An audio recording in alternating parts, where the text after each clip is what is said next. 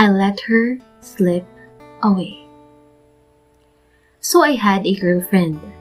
Tumagal kami ng almost 4 years. Hindi stable ang relationship namin.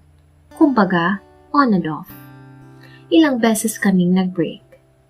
Actually, palagi siya yung nangiiwan. Reason? Overthinking. Madalas siyang mag-overthink ng mga bagay-bagay. And I do think na kasalanan ko yun. Kasi I never gave her the assurance she needs. So every time she came back, tinatanggap ko. Kasi mahal ko. But not until our 4th breakup. This time, ako yung nakipag-break. Ako yung nag-iwan. Hindi ko alam. Basta isang araw nagising ako. Pakiramdam ko, hindi ko na siya mahal. So I broke up with her. Pero hindi niya tinanggap. But still, ipinilit ko. Kasi pakiramdam ko, ayaw ko na talaga. I told her na hindi ko na siya mahal. But she refused to believe me. Mas lalo siyang nangulit. She even begged for me to stay, but I ignored her. One time, she asked me if I am really sure about this. Kung talaga bang ayaw ko na. And I answered her yes. Sabi ko kalimutan niya na ako kasi hindi ko na siya babalikan pa. She just smiled at me and walked away. I felt so relieved. Kasi finally, titigilan niya na ang kakukulit sa akin. So nagbuhay single ako. Nilalandi ko yung mga babaeng tipo ko talaga. Ang saya ko pa kasi nagagawa ko lahat ng gusto ko. Pag may inuman ng tropa, sige lang agad. Nakakapunta ako sa kung saan. Nakakalandi ako sa kung sino. Nakakalaro ako every time.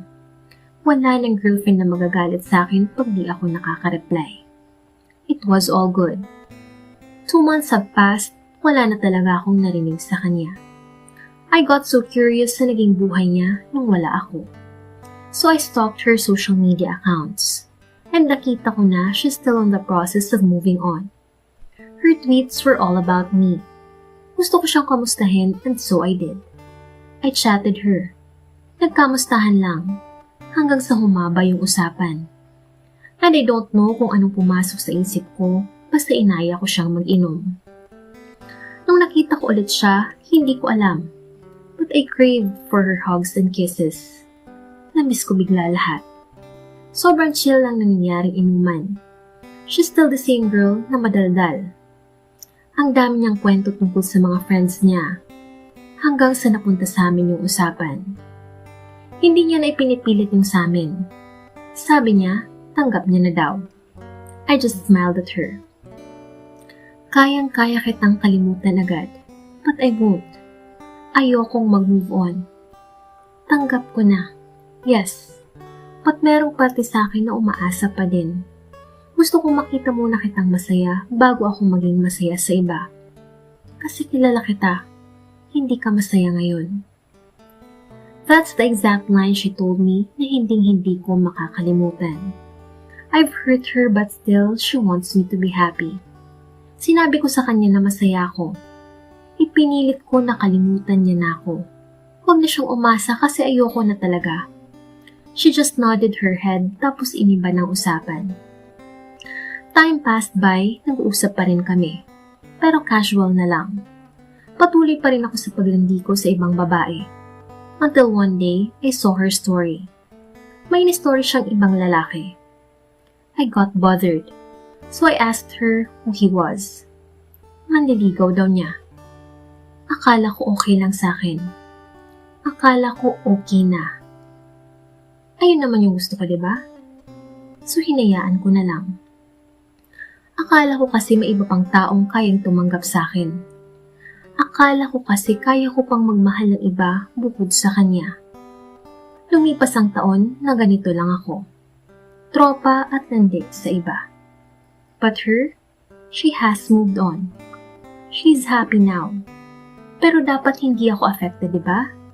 Kasi ako naman yung nagtulak sa kanya palayo. Ako naman yung sumayang sa 4 na taon na pinagsamahan namin. But all the realizations hit me so hard. Napagod lang ako, pero siya pa rin ang pahinga ko. Nagsawa lang ako, pero siya pa rin ang gusto ko. Nalungkot lang ako, pero siya pa rin ang happy pill ko. Nagandahan lang ako sa iba, pero siya pa rin ang laman ng puso ko. Pero wala na. She doesn't want me anymore. Kaya ikaw, kung mahal mo pa, isugal mo pa. Huwag mong intindihin kung anong sasabihin ng iba. Kasi hindi ka magiging masaya. Yung tropa, andyan lang yan eh. Kahit saan ka magpunta, makakahanap ka niyan. Pero yung totoong babaeng magmamahal sa'yo, bibihira yan. Huwag kang maghanap ng maganda. Attraction lang yan. Lahat ng lalaki na-attract sa magaganda. Oo, pero alamin mo ang kaibahan na attracted sa in love. Kasi kung iniwan mo siya para manligaw ng babaeng maganda, nagkamali ka pre. Kahit gaano pa kaganda yung bago mo, may mas gaganda at mas gaganda dyan. Kaya dun ka sa mahal ka at mahal mo talaga. Sobrang hirap magsisi sa huli. Kakainin ka na lang bigla ng memories nyo. Kaya pag-isipan mo, hanggat hindi pa huli ang lahat, hanggat mahal ka pa niya. Kasi pag yan nakuha na ng iba, naniwala ka, mahihirapan ka nang bawiin kahit sa'yo talaga. Lahat naman tayo masasaktan kahit kanino tayo mapunta. Pero mga pre, maging wais tayo. Masasaktan lang din naman tayo sa isang tao na lang.